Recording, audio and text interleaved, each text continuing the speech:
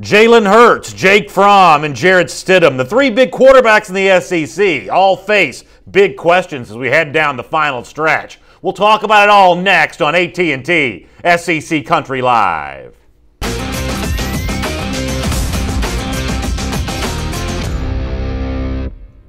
Hello everyone and welcome to AT&T SEC Country Live. My name is Brandon Adams. This is the former Alabama All-American Mike Johnson. And boy, in our final show for the week, you can really feel the excitement starting to build for a tremendous set of games on Saturday. Some of that in the SEC, some of that around the country, but all of it, or at least a lot of it, with major playoff implications. Yeah, both Alabama and Georgia, the number 1 and number 2 teams in the country, that are headed on the road for these conference games, going to Starkville and going to Auburn. It should be a very, very fun Thursday. So we'll do all that coming up. We've also got a little later on, about 40 minutes after the hour, Zach Albalverdi, who covers the Florida Gators for SECCountry.com. He'll be on our show today. And a little less than 20 minutes from right now, we'll say to Mike Griffith, who covers the Tennessee Vols for SECCountry.com. He will be on the show today as well. So a busy show for us. And a lot of fun. It's good to have you with us. I'll remind you that AT&T is a proud sponsor of SEC Country Live. AT&T, entertainment your way. Make the switch to AT&T Wireless DirecTV. They'll help you stay connected all season long. Now let's move on to the way we always start our show with the big news around the SEC. Item number 1 on our AT&T SEC Country Live first and 10 list here. And I kind of want to set this up because I saw a couple different things in the media here as of late that I think sort of set some groundwork for a debate that's going to be going on as we head towards the final run in the SEC. Jalen Hurts, the Alabama quarterback, Jake Fromm, the Georgia quarterback. Which of these two quarterbacks is sort of best positioned to kind of lead his team to a championship? The defending, reigning champion Hurts, the newcomer Fromm. Different opinions coming from the media. Let me show you something, first of all, that Gary Danielson said when he was on the Paul Feinbaum show, or actually this is on the sports radio station in Mobile, WNSP. In this case, talking about the schedule for both of these teams, but earlier on the Paul Feinbaum show, also talking about one of the reasons that he felt confident that Alabama's still in the driver's seat because of the in the SEC was because of his quarterback Jalen Hurts. So that's a vote cast by one media member for Jalen Hurts there. A very different case, though, for Joey Galloway, the ESPN college football analyst, who, when he was speaking there on Tuesday night, talking about the gap widening between Georgia and Alabama, he says when he watches Fromm play, sees him throw it 22 times, he thought that was the big question mark. But now he sees when Alabama gets LSU that the gap between Georgia and Alabama is wide because of Jake Fromm. So here you have Danielson on the Feinbaum show saying, I think Hurts gives Alabama an edge, but Galloway on the ESPN broadcast the other night saying that he thinks that Fromm gives Georgia the edge against Alabama in the national rankings. So which of these two analysts do you think is right? Which of these two quarterbacks do you think is best positioned for that final stretch run? Yeah, I'm not sure either one of them are right or wrong. I think when you start to compare these two quarterbacks, first of all, neither one of them are asked to do a ton within these offenses. I mean, I think Jalen Hurts is kind of the conductor as far as the Alabama offense goes. I know Jake Fromm gets the game manager title. I think he's done a little bit more than that. I don't think he manages games. I mean, the accuracy that he plays with, I think a lot of teams are scared to kind of really attack him, as the quarterback back there, because he does have the ability to beat you. They have the wideouts right now at Georgia that can be dangerous, and Jake Fromm has not. Neither one of these quarterbacks have put their teams in a dangerous position as they've moved forward. And I think that's been first and foremost. That's a Kirby Smart, Nick Saban brand of football, not turning the ball over. When you add their stats up, very similar. When you add, obviously, Jalen Hurts has the edge in rushing yards, but these teams, neither one of them have played really what you think to be really lockdown style defenses. And so I think both of them this week are going to get a great test in terms of passing the ball and using their arms. In the comment section, Jeffrey Moore says about Jake Fromm that he hasn't seen a defense yet like the one from Auburn, and that's one of the reasons why you're leading this question, because both Hurts and Fromm will face Auburn before the end of the season. They could face each other in the college football play, or I should say the SEC championship game. Who knows, maybe the college football playoff as well. So deciding between these two, I think, is a crucial question to deal with as you move towards the end of the season, because while you say that neither guy has been asked to do a lot yet, the odds of a successful season for Georgia or Alabama ending without one of the guys being asked to make a big throw at a certain point in time, it just seems unlikely that you'd get to that point. It's definitely unlikely, and I think Alabama fans kind of held their breath going down the stretch last year, entering the SEC title game, against Florida, and then having to play Washington, then having to play Clemson, and Jalen Hurts, progressively got worse and worse as the competition got stiffer. Going into that Clemson game and finishing, I think 11 of 30 were his final stats, and he wasn't able to do the things with his arms to really back that Clemson defense off and open the rushing lanes at the end of the game. I think that both of these guys are going to have to play better than Jalen Hurts did down the stretch. Still both relatively young guys. I mean, you're talking about a true sophomore in Jalen Hurts and a true freshman in Jake Fromm. They are both at some point going to have to win this game with their arms. It happened when I was a senior in college. Greg McElroy had to show up in the Iron Bowl, had to show up against Florida. And eventually, every team that wins a national title has to have the quarterback win the game. Just hasn't happened for either one of these teams. Let me hit some comments in the comment section. Colt Gotti, a Georgia fan, says Hurts a running back. LOL, he ain't no quarterback. Other people in the comment section saying, Tyler Mann says if Hurts makes it to the NFL, he won't play quarterback. He'll most likely play running back. John Wright says Fromm would be the better quarterback simply because Hurts knows he isn't an NFL quarterback. Well, Fromm very well might be. However, Jeremy Pettis, an Alabama fan, says Hurts throwing the ball on third down actually won the game against LSU. So you see some Georgia fans kind of lining up behind their guy. You see some Alabama fans kind of lining up behind their guy.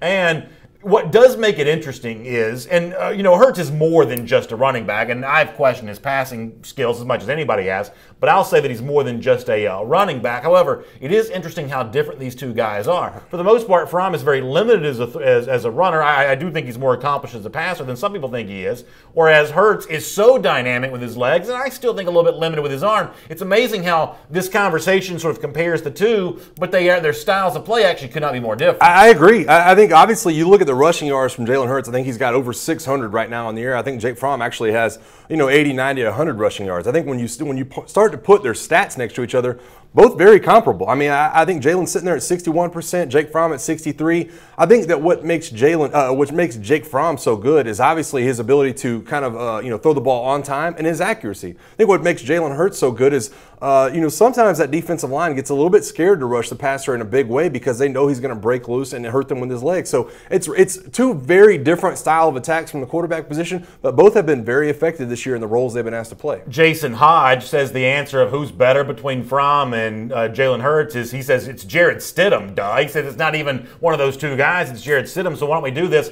Let's talk about Jarrett Stidham here for item number 2 on our AT&T SEC Country Live First and 10. And the same way we're asking questions about Fromm and Hurts right now, there are also some questions being asked about Stidham. I thought Alex Scarborough had a really interesting snippet recently at ESPN.com looking at the big unanswered question down the stretch for top 25 teams for Auburn. It does involve Jarrett Stidham. And while Stidham, I think, has been more good than bad, the thing that Scarborough brings up can't be denied. He says he's completing a ridiculous percentage of passes and showed good deep ball against Texas A&M, but struggled in 2 losses against Clemson. Struggled in the face of pressure. Second half against LSU, he was a non-factor. There's a lot to like about Stidham, but starting on Saturday against Georgia, we'll find out whether he can lead this team to a playoff run. And I'll ask you and Jason Hodge, the Auburn fan who weighed in on this.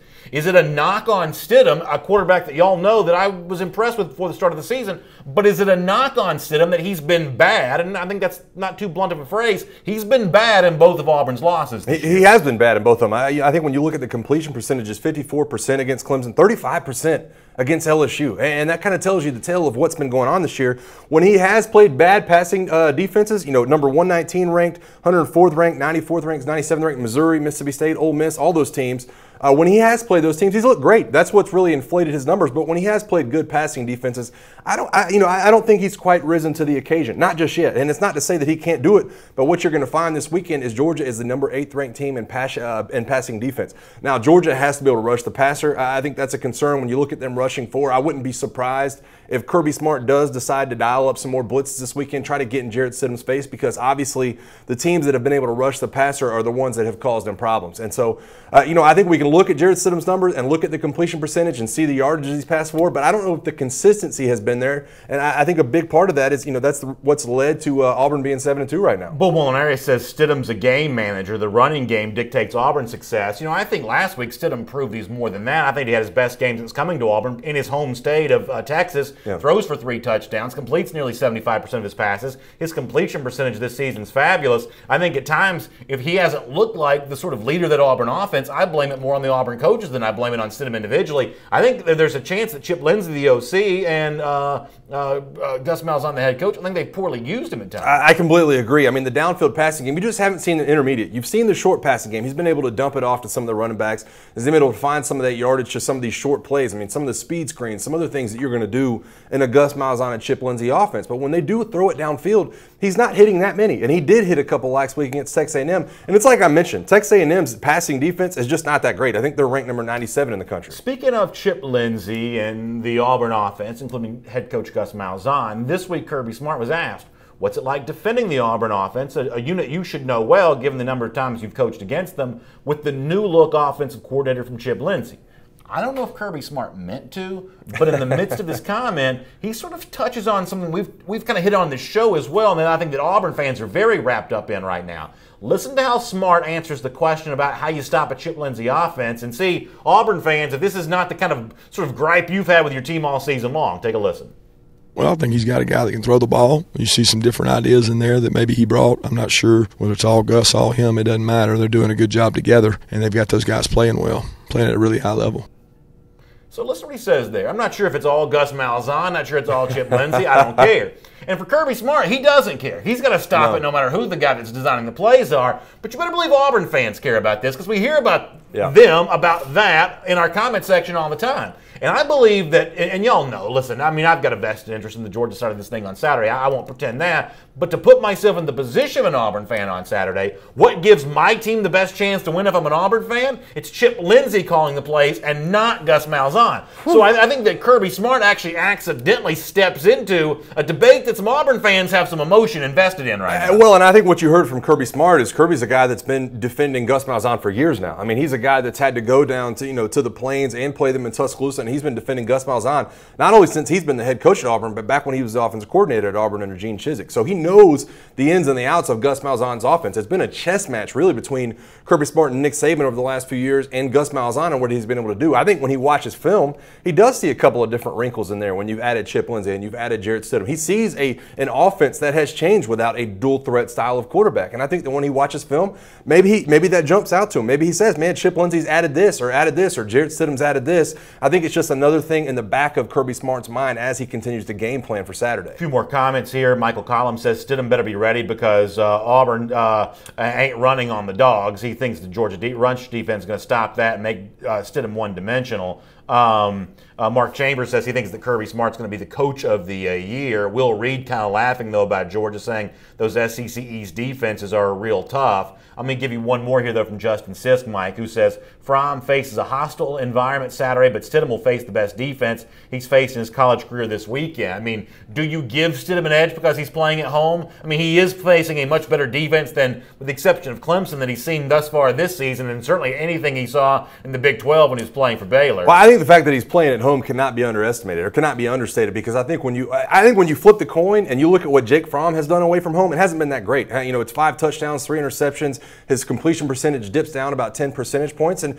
he has been asked to do a ton on the road. Obviously, when you go in with some of those game plans, you're going to run the ball a lot, but he has not been as good away from home as he has been at home. So I think when you add that to Jarrett Stidham and then his ability, being at home and not having to deal with any crowd noise, allowing his defensive line to get off the ball and attack Jake Fromm, I think you have to give it to Jarrett Stidham. The fact that he's going at home, I think I would feel a lot better as an Auburn fan that we are playing this game in Auburn. Let me move on out of number 3 in our AT&T SEC Country Live First and 10 list, because Butch Jones, the Tennessee coach, once again had to deal with some tough questions this week, this time centered around recruiting. Tennessee lost a big-name recruit this week to decommitment, 5-star offensive lineman Cade Mays. Now, for some context for why the Mays departure from Knoxville matters here, let me let you hear a little snippet from Jeff Sintel, who's a terrific recruiting analyst for DogNation.com and SECCountry.com, and he explains here what Tennessee loses when it loses Cade Mays. Take a listen. Cade Mays is a Ball family. His dad was a team captain and offensive lineman for the Balls in the mid-'90s. Prominent Knoxville family, businessman in Knoxville. The only reason that Cade Mays, and these are my thoughts here, the only reason that Cade Mays is now scheduled official visits and taking one to Notre Dame and Ohio State and unofficials to Clemson and Georgia, and then officials to follow to Clemson and Georgia. The only reason this is happening is because it looks like to me a vote of no confidence for the Tennessee coaching staff as it currently stands. Dad was a Vol, prominent Knoxville family, still lives in Knoxville right now, 5-star recruit, decommits. Jeff Sintel says the only reason why is because they don't trust the future under Butch Jones. As you might imagine, when Jones met with the media on Wednesday, he was asked. Now, he can't comment specifically on Cade Mays, but the state of the current recruiting class, given the very tumultuous situation involving his own job, here is part of what Butch Jones had to say.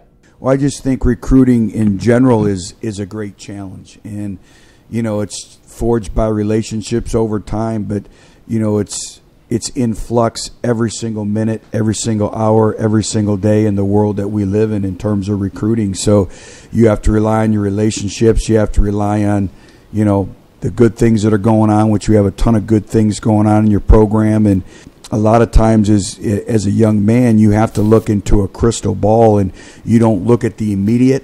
You look at the near future, and you say, okay, the program's here. When I have my opportunity over the next 4 years, 5 years, where do I see the program going? And then.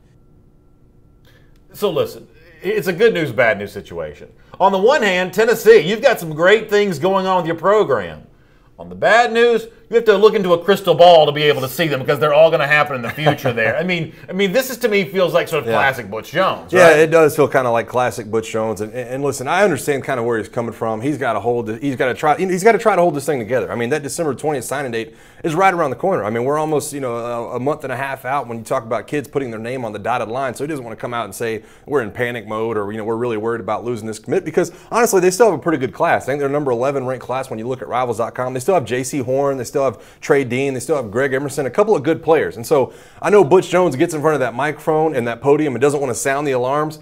But I guarantee you there's a lot of people within that program going, if we can't recruit this kid as a Tennessee alum, he's being from his father, Knoxville. Yeah, if we can't recruit this kid, then I don't know which direction we're going. I think his dad's probably making a good move. Dad's probably in his ear going, you know what? I really love Tennessee, but let's just look around right now and see what else is out there. Let me let you hear one more from Butch on this subject. And you tell me if you think I'm reading too much. I will definitely tell you. Please do.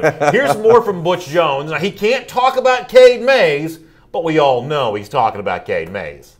I think each individual has a different set of circumstances that they're looking for. And, you look at, instance, Trey Smith. Trey Smith wanted that challenge of helping us get Tennessee football back to a very, very high level.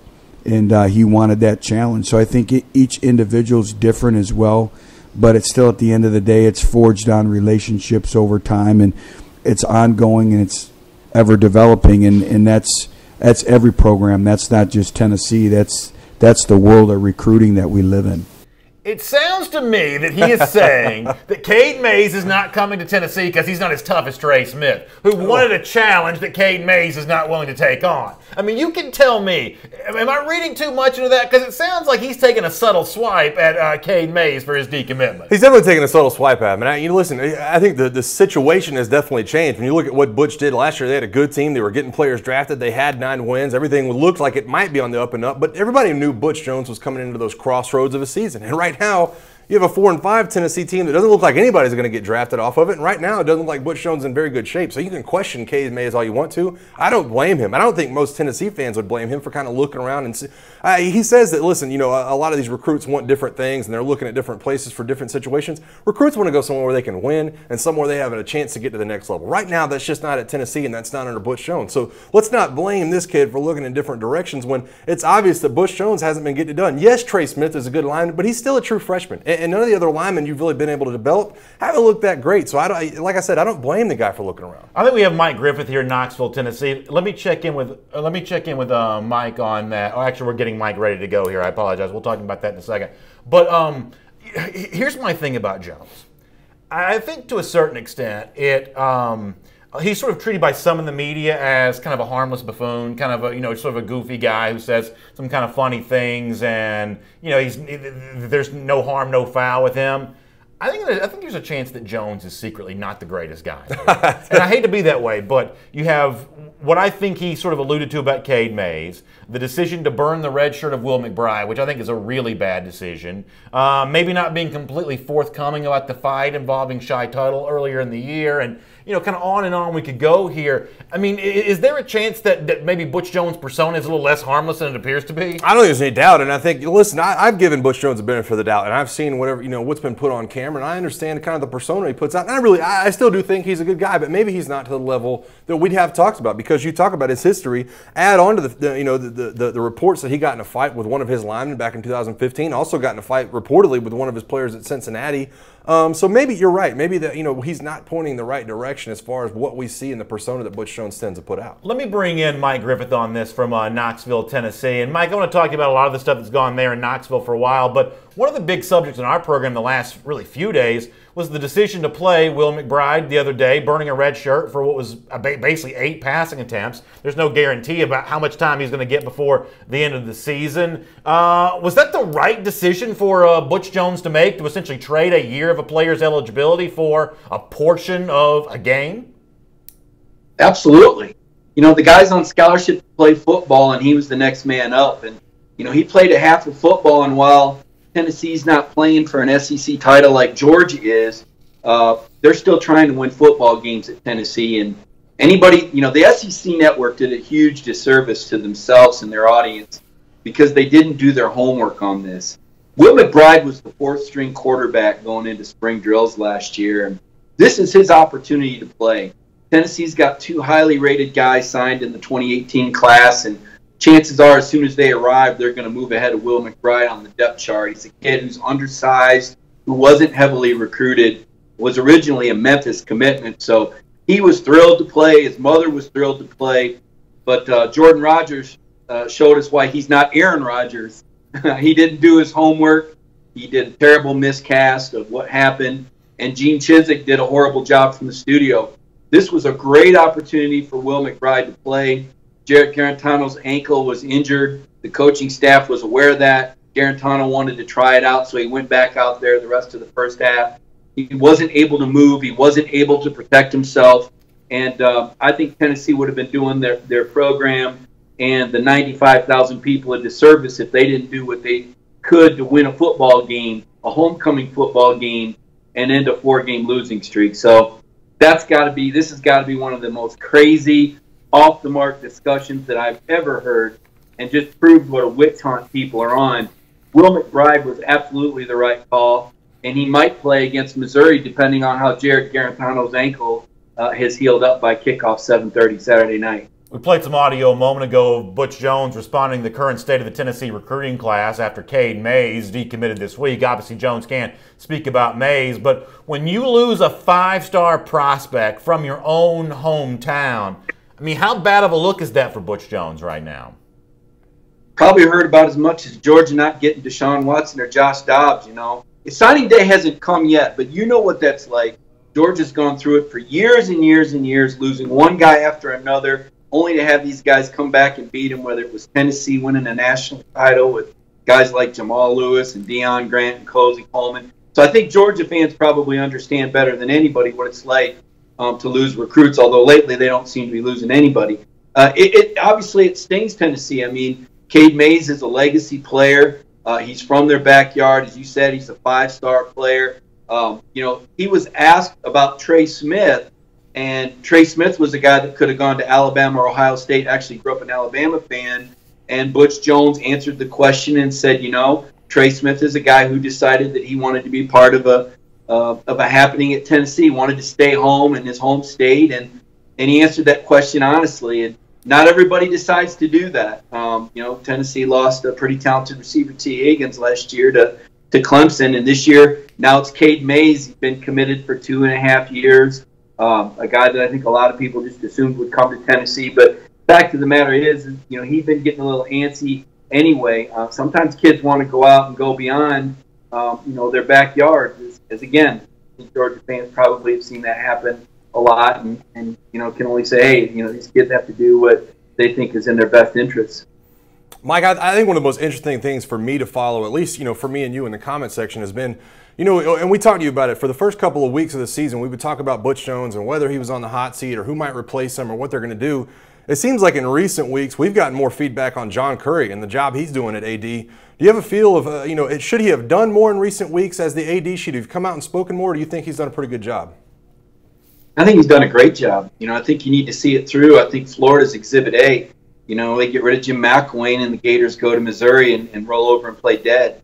I don't see why you would fire a coach midseason unless you have the next coach in-house. Everybody says, oh, my gosh, why don't they fire Butch? Well, unless you're going to hire another coach, you don't have the answer there for those recruits. And you don't have the potential for some of those recruits that are holding on, hoping that Butch Jones still is the head coach. You'd say, why would they hope that? It's because Butch Jones picked them and has talked to them about their roles. The next guy is going to have his own guy. He's going to have his own players. The deal's going to be off, and Tennessee needs to only look back to when Lane Kiffin was hired in 2009. Tennessee had Bryce Petty and Taj Boyd committed, two fabulous quarterbacks of the future, and Kiffin got rid of both of them and brought a bad character guy in to play quarterback instead, and that was the beginning of the end for Tennessee football for the next 5 or 6 years. One bad rushed hire. So John Currie is going to be thorough. He's going to evaluate Tennessee coaches on how they finish the season. And, oh, by the way, Tennessee's committed about 1 turnover in the last 3 games and forced 8. They're +7. They're playing sound football. They don't have many healthy guys left. They're pretty injury-stricken. They could be down now 4 receivers, depending on Marquez Callaway. They suited up only 6 scholarship offensive linemen for their last football game.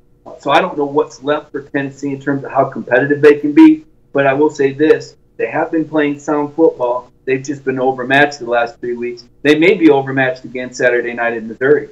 Well, isn't Tennessee supposed to be better than that, though, to be overmatched versus Missouri in a dogfight for a portion of the game with Southern Miss? On behalf of the Vols fans who are watching right now, shouldn't it be better than this? Yeah, I think when your frontline players are available, you should definitely be better than this. But, when you're missing 3 starting offensive linemen and your top 3 receivers, your top 2 wide receivers, you've had your leading returning tackler gone. Brandon, I could go on and on about the injuries, and it really doesn't satisfy or pacify anyone. But the reality of it is that SEC football is competitive, and it's hard to win football games. And, Tennessee shifted quarterbacks midway through the season and went with a redshirt freshman, and Jarrett Garantano couldn't finish the game against South Carolina, and 3 cracks from the 2-yard line couldn't get in. The defense couldn't hold off against Kentucky. 2 guys ejected after some curious personal foul called on everyone in the stadium, put everybody 1 personal foul away from ejection. They've had some bad luck. They've had some bad injuries. It's been that kind of year where things that could go wrong have gone wrong. Losing to Florida on a 63-yard Hail Mary at the end of the game. So it's been a tough season. Tennessee's been soundly defeated twice by the 2 best teams in the country, Georgia and Alabama. But the other games have been pretty competitive, pretty close, and Tennessee hasn't been able to find a way to win with first-year starting quarterbacks and a lot of guys out. Always a fascinating discussion, Mike. Thanks for your time here on AT&T SEC Country Live. We'll look forward to speaking to you again soon. It's going to be fascinating to watch Georgia beat Auburn this weekend, Brandon. Thank you, Mike. I appreciate that. By the way, Mike joins us here on AT&T SEC Country Live. As we get ready to a transition here, I'll remind you that AT&T is a proud sponsor of SEC Country Live. AT&T, entertainment your way. Make the switch to AT&T Wireless and DirecTV. They'll help you stay connected all season long. And, boy, I don't know. It's quite an interesting synopsis of the situation in Knoxville. I know the people in the comment section were certainly responding. Yeah, we have Mike always brings the polarizing comments in the comment section. Some people are like, Mike Griffith's a homer. Other people are like, man, I hate him and he's speaking the truth. I don't necessarily agree with his analogy about Deshaun Watson. I think it was a coaching decision not to bring Deshaun Watson to Georgia, and this guy has just kind of dropped Tennessee as a commit. So I think that's a little bit apples and oranges. But you know what? I think that he, kind of takes that Tennessee side, and I think we can all kind of appreciate that as fans of different programs. Let me move on here to item number 4 in our AT&T SEC Country Live First and 10 list. A coaching search may happen eventually at Tennessee, but we know for a fact one's going on right now at the University of Florida. We'll talk to Zach Alberverdi about that later on in our show. But this week, that was a subject on their podcast, the Florida podcast, SECCountry.com. And I thought that Jeff Cardozo, one of the hosts, and I want to make the subject of item number 4 in our First and 10 here, kind of weighed in on what he's not looking from from one of the next Florida head coaches here. Take a listen to what Cardozo said, a guy that's close to the Florida program, and Mike, see if you agree. I think we both agree that whatever style has become the University of Florida in these last two hires in Will Muschamp and Jim McElwain is not the right fit for this program. And it's really, really hard to try and be Nick Saban. I don't know if the Gators were trying to do that with these hires. Certainly they were trying to be successful like Nick Saban was, but inevitably both of these hires came under his tree and both of them didn't work out for whatever reason it might be. And I think it's time now to part ways with these Alabama minds. So I can understand why Cardozo would say that, given the recent trends. The last two hires, Will Muschamp, one-time Saban assistant, most recently Jim McElwain, one-time Saban assistant, neither worked out for Florida. The coaches that were successful before that, Steve Spurrier, offensive innovator, Urban Meyer, offensive innovator.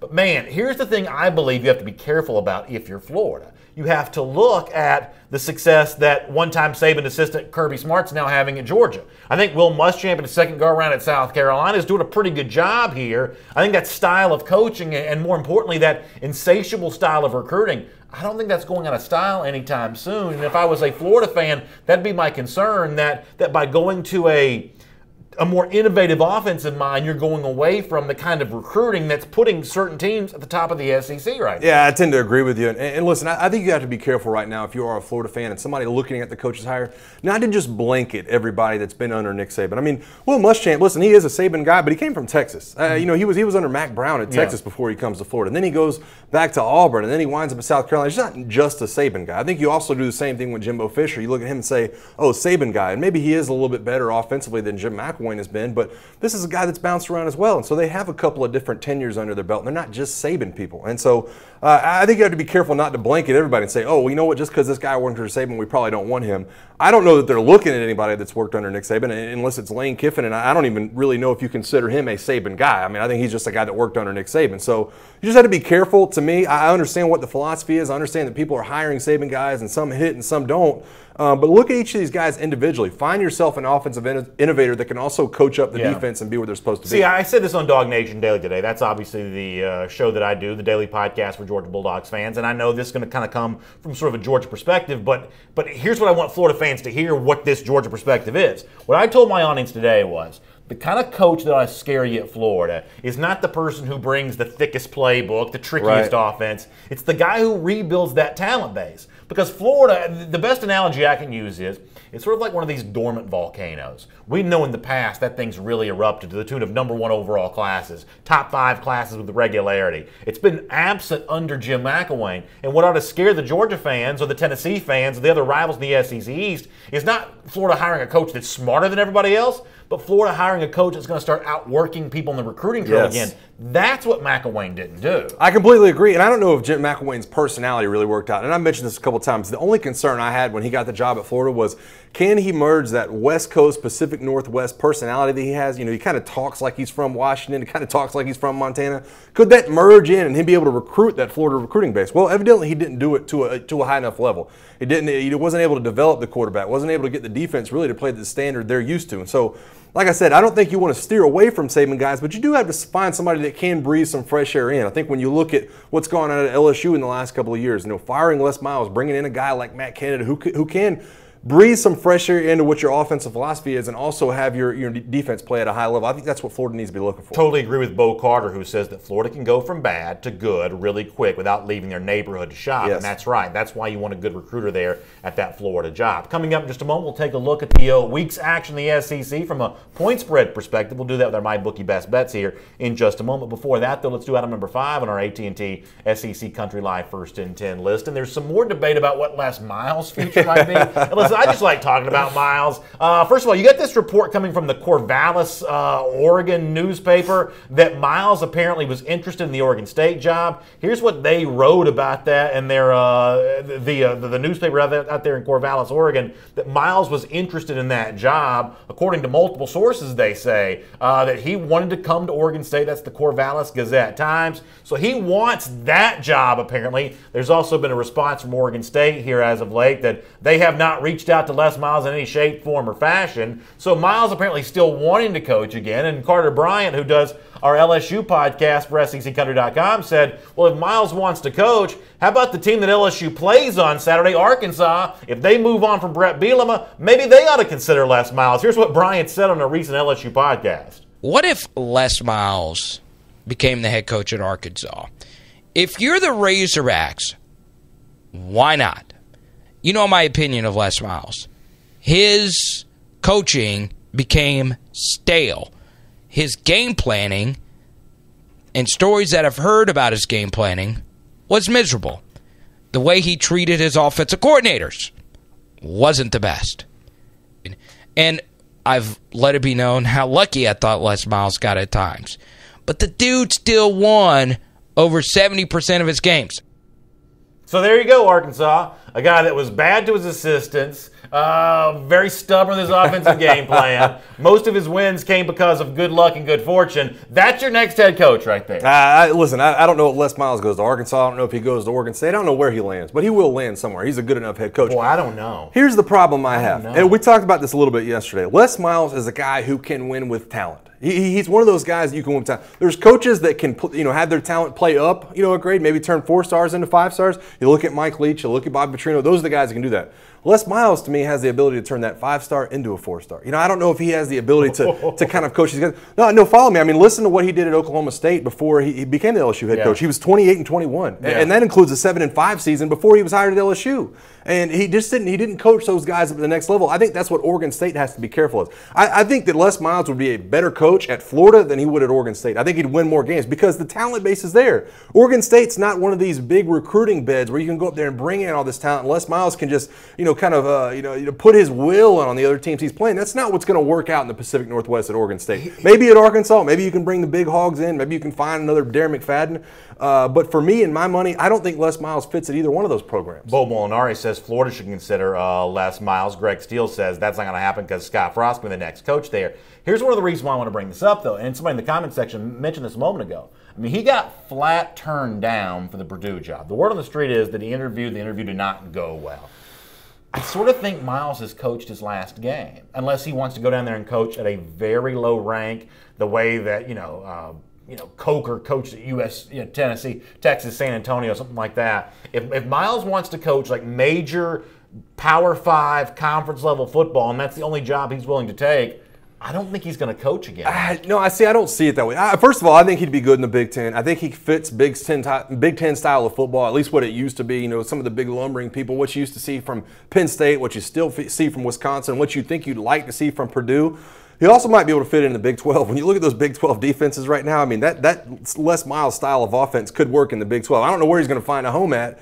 But if you think about possible landing spots for him, that might be the conference to kind of target if you're Les Miles. I don't see it happen in the Pac-12. Too wide open of offense. Too many crazy things going on as far as Pac-12 offenses and teams go. And I don't think he fits back in the SEC. I think he's got to find something in the middle. Christopher Parsons says, I have a strong feeling he's coming to Tennessee. Tyler Mann says the only SEC job Miles might get is Tennessee, nowhere else. I just think at this point in time, Tennessee's looking for somebody a little more innovative than what Miles brings to the table. I think the ship has sailed on Miles at this point. Listen, I understand what you're saying, and I tend to agree with you, but there is just a little piece of me that looks at what Tennessee used to be on the offensive line. I mean, back when I got to school, like the early 2000 offensive lines at Tennessee, that was Tennessee football. And that to me is what Les Miles' brand is, kind of these bullies up front. Maybe there is a faction of the Tennessee fan base, and you guys can let us know in the comment section, that do want to get back to that bully style of football and are tired of Butch Jones handing off these read options one way and quarterbacks running the other way. Scott McFadden says, I don't see Jeremy Pruitt sticking around for another year at Alabama. Might get plucked soon. That's the kind of guy that might be able to bring you something like that. We'll talk to Zach Alberverdi here in just a moment. Let me quickly, though, before we do that, take a look at our MyBookie best bets here as we do here on AT&T SEC Country Live. In just a moment, we'll talk some Gators and their coaching search with Zach. But first, let's quickly weigh in on some of this. Arkansas, LSU. LSU going to cover that big number against the Hogs? I would lean towards LSU. It's probably not a game I would gamble on. I think there's another couple on the slate. First of all, love South Carolina -7 against Florida. Florida just showed no fight last weekend. I'm not touching the Georgia and Auburn game. That one's too close for me. That's an X's and O's coaching matchup. I do love Alabama against Mississippi State this weekend -14. Oh, you like that? Yeah. I probably like the Alabama number there as well. I like South Carolina a lot. I do think the Georgia-Auburn game is a tough one to handicap. Missouri 11-point favorite against Tennessee. How do we get to this point? Yeah, I like Tennessee in that game. If you put me to it and I had to bet money on that, Missouri has shown a ton, and they showed a ton against Florida last week. But I have to think that these Tennessee players are starting to round into form just a little bit, right? I mean, you have to think those guys are coming around in some different way. A lot of y'all can make better picks than we can. We give you a chance in our show to put your money where your mouth is. That's with our friends at mybookie.ag. Holiday season coming up. That means parties. That means buying gifts. But it also means the money that you need to sort of do some of that kind of stuff, which is why you want to lean into the football season, the basketball season, the hockey season, everything going on with MyBookie right now. And right now, SEC Country Live viewers have a great opportunity to take advantage of a great offer. Up to 50% bonus in your first deposit when you use the promo code at SEC Live. That's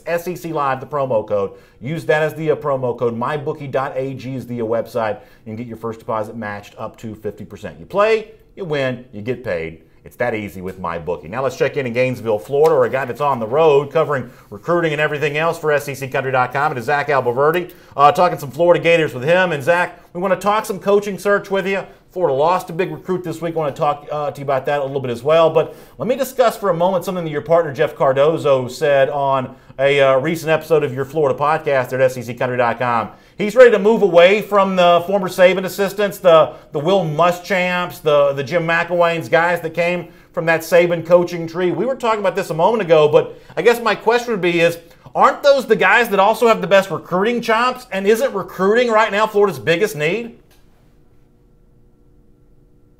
Speaking of that podcast, Brandon, that was actually, obviously something that he and I did. And in doing that podcast and kind of the thought process behind it was basically when you look at the Gators and when they've had success before in the past, when they've been a championship program, when their offenses have been good, when they've had good quarterback play, it's been when they've had wide open spread offenses. They took advantage of the speed and the type of athletes that are in the state of Florida, and they use it to their fullest advantage. Now, there's a lot of different ways that a coach and an offense can build its program and recruit the type of players that it wants, but it seems, at least with the last two Florida hires, and Jim McElwain and Will Muschamp, that the Gators kind of went for that Bama Saban blueprint a little bit in trying to get a coach that had success and followed the steps that Nick Saban has done to build the program that he has at Alabama.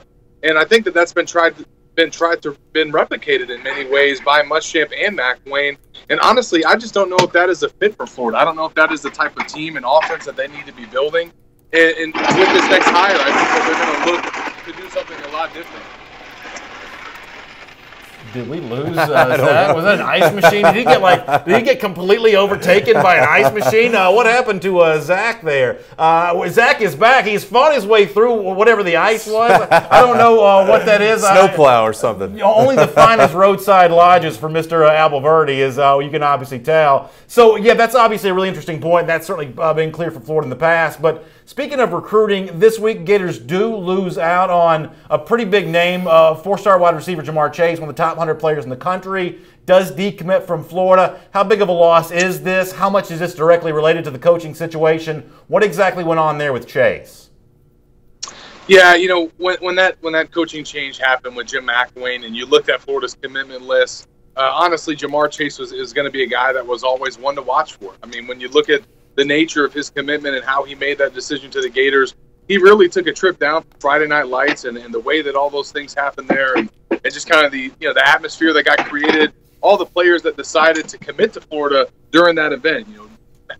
Matt Corral, Jacob Copeland, Randy Russell, a lot of those guys that kind of teamed up, Damian Pierce as well, and collectively made the decision, hey, let's all team up and go to Florida, be part of this class, and join this coaching staff because they felt like with that group that they could win championships. But once Jim McElwain exited and Tim Skipper, who was the primary recruiter for not just Jamar Chase, but Matt Corral and Jacob Copeland as well. Those are kind of the big three in Florida's class. With his uncertain future on the staff, Jim McElwain exiting, some of the other commits wavering and taking some other visits, I think that Jamar Chase just felt like, you know what, I need to reopen my recruitment. He was a guy, and you hate to see this, but it's true. I think that he's one of those guys that committed more so to coaches or to a staff more so than the school. And with the staff gone, I think that's why you've seen Chase make the decision that he made. Zach, I think one of the things we're kind of following around the SEC as far as the coaching search goes is what the timeline is, because you do have that new December 20th signing date. I know that a lot of coaches probably will be removed in the SEC by the end of the year, but Florida's the only one that's done it so far. What do you make of the timeline, and when do you expect the new head coach to be hired? Yeah, that's something that Scott Strickland mentioned in his press conference after he imparted ways with McElwain, is that he would like to have a guy in place, ideally in a perfect world, before the early signing period. And personally, I think that it needs to happen at the very latest, that Sunday or Monday after the conference championship games. I think it's just so critical for Florida to get a coach in place who can then hit the road. The contact period begins shortly after that, so he'll be able to go onto the road, whoever the new coach is, meet with recruits, meet with their families, have in-home visits, and then have 2 or 3 weekends to potentially get guys on campus for official visits, all before that December 20th early signing period. So I think that will be the goal. Obviously, Florida's not going to make a hire just for recruiting, but when you consider the candidates that are out there, and that there's a good chance, I think, that somebody can be hired once a regular season is over or once a conference championship game is completed, that's kind of that window that I would look for. Hey, Zach, always great stuff. Thanks for being with us here today on AT&T SEC Country Live. We mentioned the podcast before. Y'all doing a great job with that on SECCountry.com as well. Of course, we'll look forward to play more of your Florida recruiting coverage as well and talk to you again here on our program again very soon. All right, guys. Thanks. Really good stuff there from Zach Alberverdi, doing a great job covering the Florida Gators for SECCountry.com, even on the road, visiting a lot of these recruits that might be a part of that class for Florida when it does come together here in the very near future. Kind of an interesting thought from him on that coaching search, how it differs from Tennessee. I actually want to talk to you about that a little later on the show if you don't mind. For now, though, let's move on to item number 6 on our AT&T SEC Country Live First and 10 list. And you mentioned before that you actually like Alabama as a favorite against Mississippi State, not just to win the game, but to cover the spread. Sounds like you're not on upset watch, but for those who are, let's do item number 6 here. And some advice from former Florida coach, former South Carolina coach Steve Spurrier when he made his appearance on his weekly ESPNU radio show, but exactly how Mississippi State could pull that upset against Alabama. Thinking back to his time at South Carolina, here is what Spurrier had to say about the Bulldogs' best chance against the Crimson Tide this weekend. Underdog, you should take some chances, and that's how you have upsets. But if Mississippi State's going to beat Alabama, they got to stay on the field there. They can't go 3 and out, 3 and out, 3 and out. You got to stay out there and make first downs, give your defense some rest, and go like that. And, it's easier said than done, but that's obviously the theory, the plan to upset a team that's better than you. Just got to play a lot better, and your offense needs to stay on the field. For the most part, I totally agree with Spurrier on this because we have seen that, Mississippi State against Georgia, for instance, a very similar defense one that Alabama had. Nick Fitzgerald trying to run the ball on the line of scrimmage that goes nowhere. That Mississippi State style of play that works so well against other teams, against Georgia didn't work. Against another elite defense, Auburn, it didn't work. So against Alabama, if you try that same game plan again, running the ball straight ahead with Nick Fitzgerald is almost like an H-back style quarterback, that's not going to work. So for those people who even plan on watching the game, you got to hope they take a page from what Spurrier has to say there. Otherwise, not only is an Alabama win, it's not even good TV. Well, yeah, and listen, I agree to an extent what Steve Spurrier is saying. You have to take your chances. You have to be creative. You can't do the same things that all the other teams are doing and think you're going to play it differently. But I think what you have to be careful for, if you're talking about Steve Spurrier, and obviously he did have some success against Alabama when you go back to the 2010 season, but you have to be careful not to turn the ball over while you're doing those crazy things. I think that Alabama's defense and their defensive backs, what really scares you if you're an Alabama guy and you're watching Alabama's defense, you get scared about creative quarterbacks in the backfield, guys that are rolling out of the pocket and are looking to throw. You've seen it, you've seen it with Oklahoma a couple years ago, Trevor Knight. You've seen it with Shawn Watson. You've seen it with Johnny Manziel. You've seen it with some of the quarterbacks that Ole Miss has played. The guys that can roll around the backfield, make defensive linemen miss, and then you have to have the receivers down the field that can go up and get some of these jump balls. We saw it in the national title game last year. Alshon Jeffrey was a part of that Steve Spurrier team that upset Alabama, catching ball after ball, and we've seen them be able to do that. The teams that have been able to upset Alabama have the quarterbacks that are mobile and are still looking to throw, and have the wide receivers that can make the plays over the top of the DBs. And I don't think that's why I feel good about this game this weekend, Mississippi State doesn't have a wide receiver that can do that right now. Yeah. And I think that when you look at Nick Fitzgerald, he's not the quarterback that's going to do that style either. Santiago Diarn says, play like Clemson quarterback. They did last year with Deshaun Watson. The problem is Nick Fitzgerald's probably not that same talent level. Esteban Estevez says Mississippi State's going to get the upset. Bama doesn't have a great defensive line this year, has a couple of injuries in the back end of the field in terms of the coverage. Fitzgerald just needs to let them drop back in coverage and run. Fitzgerald, in my opinion, is a better dual-threat quarterback than Hurts. That's coming from Esteban Estevez there in the comment section. Here's the thing that I would say. If you're obviously going to lose by almost any estimation, then what's the difference between losing by 14 points and losing by 40 points? I mean, because right now the gamblers want to come out and slug you right now. But I'm not talking about the people who have money on the game. I'm talking about for Mississippi State, the only thing that ought to count is the money line. Either you win or you don't. Right. And your best chance of winning may be to put yourself in a position where you get blown out if you don't. You said, hey, take some chances, but be careful you don't turn it over. There is a risk that comes with these chances. I think Spurrier understands that, but I think if Spurrier were here and if we expanded upon those thoughts more, what he might say is, you're going to lose anyway. You might as well lose taking a shot to win. It's sort of like the boxer. Yeah. Are you going to play to get to the judge's scorecard, or are you going to swing the haymaker and try to throw the knockout punch? If you're Mississippi State, and I don't care who wins this game, but I'd like to watch a good football game. If you're Mississippi State, I sort of hope you take some chances. Otherwise, it's just that so.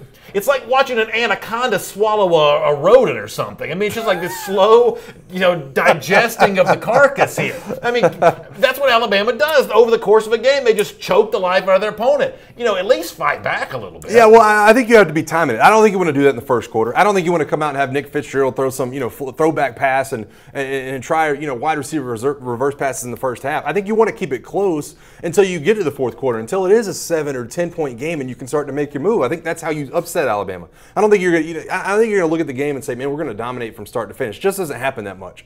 And so I think you want to keep it close till the end of the game. Then maybe take your shots. Then maybe try a fake field goal at the beginning of the fourth quarter, or a fake punt, or something along those lines that you can. I think if you start to do that early in the game, that's when the constricting starts. I think that maybe Nick Fitzgerald does take a chance downfield in the first quarter. All of a sudden, it's a pick six, and you're down by 7, and you're losing like they did last year, 51-3. That's why these Mississippi State games have gotten out of hand when Alabama's played them in the past. Let me remind you that AT&T is a proud sponsor of SEC Country Live. My name's Brandon Adams. This is Mike Johnson. We said we're presented by AT&T. Entertainment your way. Make the switch to AT&T Wireless and DirecTV. They'll help you stay connected all season long. Let's move on to item number 7 on our AT&T SEC Country Live First and 10 list. And so Gary Danielson, who you'd think of as being something of an SEC supporter, at least that's what you'd hope he'd be. I mean, he's been rough, man. He's certainly got his paycheck coming because of the SEC. He goes on a radio program in Mobile, Alabama. He takes a little bit of a shot at the Alabama and Georgia schedules. Here's what Danielson says on WNSP-FM. The only question I have about both teams is their schedule. The SEC East is just a hot mess. If you look at Georgia's schedule closely, you got Notre Dame and who else? The same for Alabama. Well, first of all, the only problem with the Notre Dame deal is that's the best win anybody has at any point in time of the season. Bill Hancock said that. He's on the Feinbaum show this week. I think we got the tweet from Hancock on that saying that's the best win that he's seen anybody has. It's the biggest game we've looked at as a committee, the biggest victory anyone has had all season. So where does Gary Danielson get off on the Georgia schedule saying, hey, you got to take that Notre Dame game away? I mean, isn't that an important part of Georgia's resume? You don't just lob that thing off in the discussion. I think they're all – see, here's what I don't get about when we talk about weak schedules. Yes, these teams are – some of the teams they've both played are weak, but I think Florida State – I still give Alabama more credit than most people do for the Florida State win. I know they turned out to be bad, but it's a different team than it was week 1. But I think when you look back at the schedule, first of all, they can't change their conference schedule. They're going to play these conference teams, and you can question them all you want to. My problem is that winning week in and week out has shown to be a hard thing. Has shown that hardly anybody can do that. You look at what teams were being crowned: Penn State, Ohio State, Oklahoma, USC. They haven't been able to do it either, and they've played pretty weak schedules themselves. And so I think when you set it up that way and say, man, it really does take a special team to win week in and week out, I think you have to give them more credit. And this is another thing I'll say, too. It's not just that these teams have been winning. You can look at Wisconsin, they've been winning. Miami, they've been winning. Georgia and Alabama have been blowing other teams out, and I think that's the mark of a good team. Yeah, and that's the thing I wanted to ask you about. And I think the point we have to get to here in college football is, and this may sound self-serving coming from SEC guys in an SEC show, especially with Georgia and Alabama involved, but I sort of mean this for the entire country. You can poke holes in everybody's schedule. You can sort of nitpick and say, well, nobody's any good, nobody's played anybody. At a certain point, The debate that sort of levels the playing field is how you play, not who you play. Right. Are you blowing people out? Are you leaving no doubt Saturday in, Saturday out? If that's how you're playing, then to a certain extent, who you're playing starts to matter a little bit less, because there isn't anyone who's playing Grizzly Bears 12 weeks in a row. They're just not. No. There's not, and I think you can poke holes in anybody's schedule when you look at it. And I think the Oklahoma and Ohio State game really did set kind of a benchmark this year when you talk about non-conference games and really kind of building up your schedule. But look at what each one of those teams have done since then. Ohio State loses to Iowa this past weekend, and Oklahoma loses to Iowa State on the road. And two teams you would never think either one of those teams would lose to. So we can sit here and tear down the schedule, but the fact of the matter is they've continued to win, and they're number one and number two in the country, and they don't have to apologize to anybody right now. We do item number 8 on our AT&T SEC Country Live First and 10 list. We talked about this with Zach Alberverdi from SECCountry.com a moment ago. Florida does lose a commit this week from top 100 wide receiver Jamar Chase, a guy that was always a little bit of a tenuous relationship with Florida. Even some folks in our comment section have kind of pointed that out. I mean, at one point in time, I don't know if you remember this from back in the summer, he was the guy on the NFL Network that was going to decide between LSU and TCU, and eventually chose Florida because of the big event they had over the summers. They lose him. We talked about that with Zach. Here's what Chase kind of put on social media: respect his decision. He gives a big thank you there. You can check that on his Twitter feed as he sort of speaks to exactly why it is that he wants to move on from Florida right now. But since we talked to Zach about this a moment ago, the point I wanted to bring up with you is what Zach also talked about.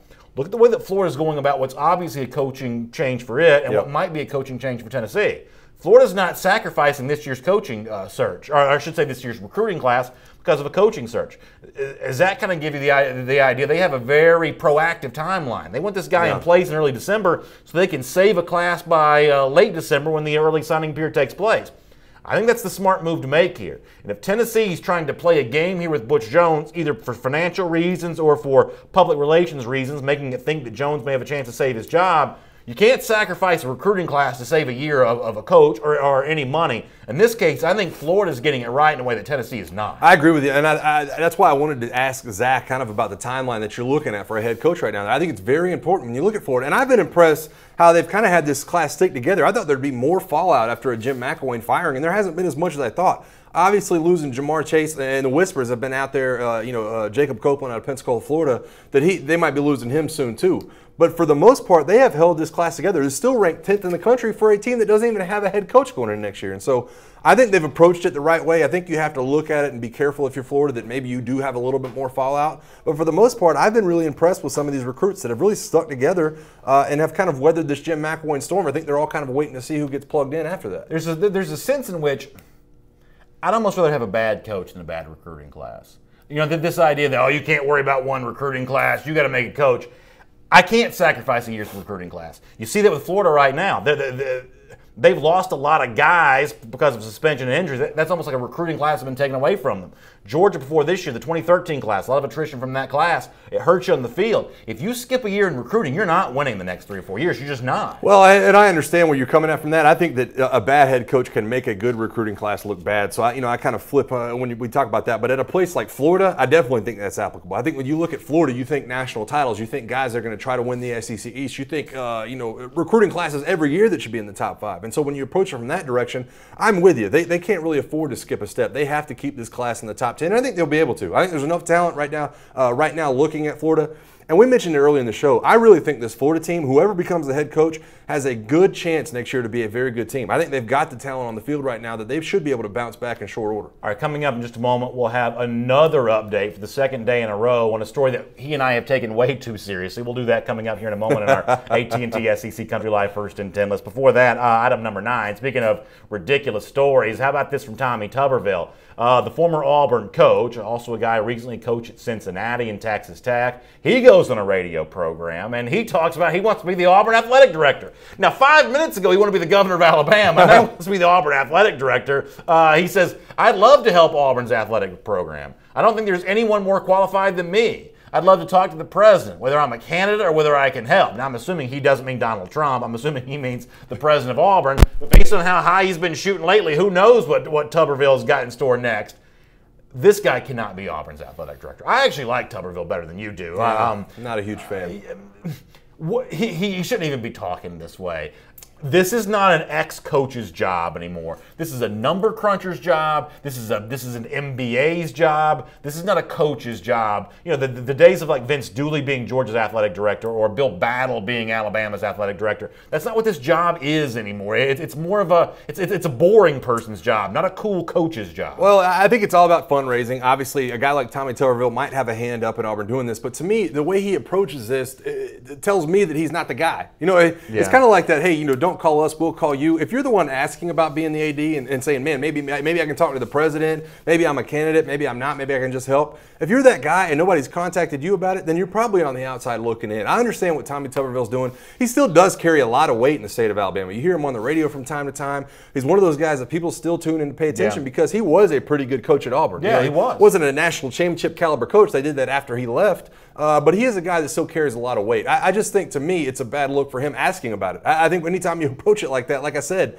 don't call us, we'll call you, Tommy Tuberville. And it's kind of like you pointed to. I don't think that he kind of fits right there. Well, listen, I wouldn't have such a problem with him like publicly campaigning for the job if like 5 minutes ago, and I mean this, I said this a moment ago, it wasn't that long ago. He was talking about being the governor of Alabama. Those are two really big jobs. I feel like you've got to pick one. You can't just pivot to the other one because you didn't get the first one. Yeah, and it's not like he just left Auburn. I mean, this guy went to Texas Tech, then went to Cincinnati, and kind of left both of those places in limbo when he left. And now he's back in the state saying, man, I had most of my success here. Let me see if I can capitalize on this and see if I can move into one of these kind of padded jobs. Auburn in his blood necessarily. Yeah, I think it's a pretty good point as well. All right, item number 10. By the way, before we get to item number 10, let me remind you that this is AT&T SEC Country Live. My name is Brandon Adams. That's Mike Johnson. AT&T, a proud sponsor of SEC Country Live. AT&T, entertainment your way. Make the switch to AT&T Wireless Direct TV. They'll help you stay connected all season long. All right, for the second day in a row, actually the third day in a row, let's talk about military-inspired uniforms for college football teams. Because come to find out, I guess this is actually a bigger push than I realized. It's not just Mississippi State doing this. It's a theme this weekend honoring and fallen servicemen and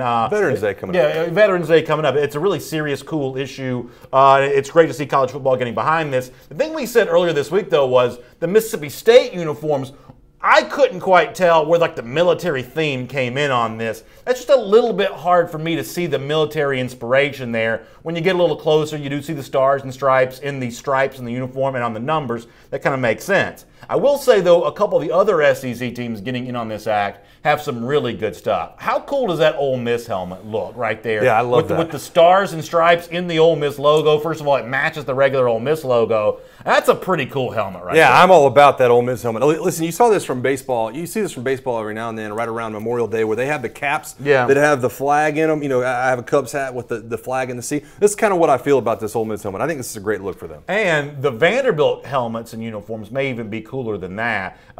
Take a look at this. Now, this is one of those things where if you're colorblind like me, this is also a little hard to see. But if you look close at your screen, the tweet from Vanderbilt football here, this is it's first of all, it's got the U.S. Marine Corps like patch on the uniform, and it's the water. It's almost like a ship in the water, the anchor down the water, medals of honor recipients being honored with that. How great is that Vanderbilt helmet right there? And I'm all over this Vanderbilt uniform. This is the best thing Vanderbilt's ever put on. This is the best uniform Vanderbilt's ever won. It's a lot better than saying we want Bama early in the season. I tell you that much. Listen, you know, I think that the Vanderbilt uniform, they kind of have a historic look to them, but there's just not a lot of history at Vanderbilt. No, that's a great Going this route for me for Vanderbilt is a great look. And that's no shot at Mississippi State. I think what they're doing is a good thing too. Yeah. I just think Ole Miss and Vandy, the uniforms they're wearing, look a little bit cooler. Right. All right, we'll do our Champion of Life to close out our show in just a moment. Before we get to that, though, I mentioned AT&T, proud sponsor of SEC Country Live. Let's do our AT&T look ahead here and look at a big slate of SEC action coming up this weekend. Obviously, as we take a look at the games here,